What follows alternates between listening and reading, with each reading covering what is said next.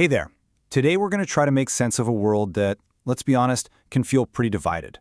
We're going to dive into some really complex problems, but we're going to use a new lens, one that might just change the way you see, well, everything.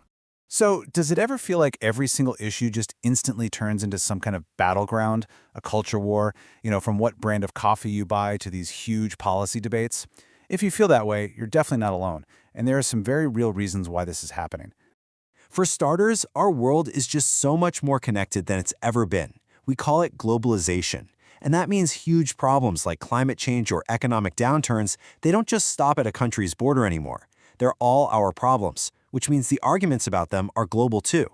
But here's the twist. At the exact same time we're all getting more connected, we seem to be pulling further apart right here at home.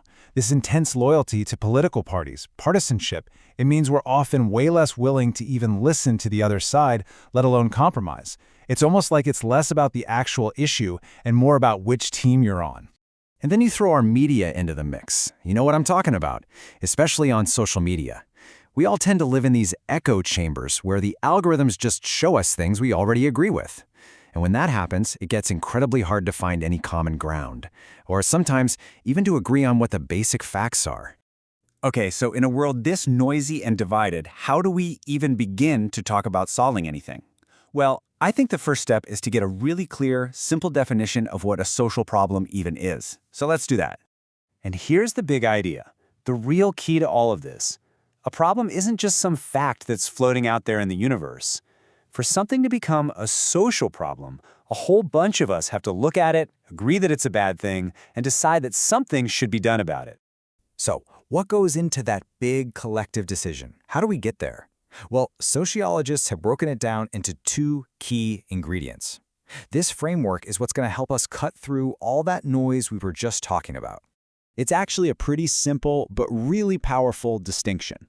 On one side, you've got what's called the objective element, and on the other, the subjective element. You absolutely need both. Let's break them down. So the objective element is just the facts. It's the hard data, the stuff you can actually measure and point to. We're talking about things like poverty rates, the unemployment numbers for a city, or crime statistics. It exists in the real world, whether we pay attention to it or not. But a fact, all by itself, doesn't make something a problem. And that's where the subjective element comes in. This part is crucial. A whole lot of people have to believe that this condition, this fact, isn't just the way things are, but that it's actively hurting society and that we need to fix it.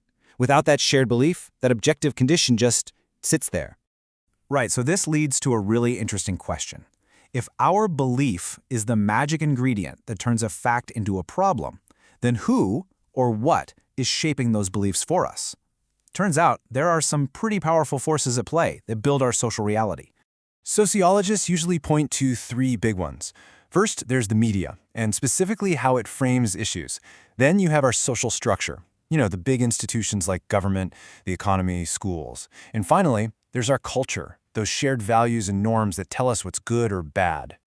The power of language is just incredible, isn't it?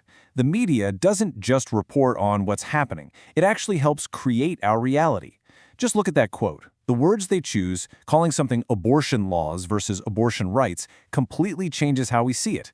It guides our perception and shapes whether we see something as a problem that needs fixing or a freedom that needs protecting. So, knowing all this, how can we learn to spot these forces in our own lives? How do we take a step back and see that bigger picture for ourselves? Well, there's a really powerful mental tool for this, and it's pretty much the cornerstone of thinking like a sociologist. Let's start with something we can all relate to. Imagine you lose your job. The first thing you feel, almost always, is that it's a personal failure. You start thinking, what did I do wrong? Was it my fault? But then you zoom out. You turn on the news, you look online, and you realize it's not just you. It's millions of other people, all going through the exact same thing. And in that moment, everything shifts. What felt like your own private trouble, this personal failing, is suddenly revealed to be a public issue, something much bigger, connected to huge economic and social forces that are way beyond your control. And there's a name for that mental leap you just made. It's called the sociological imagination. It's simply the ability to see the link between your own personal life and the bigger sweep of what's happening in society.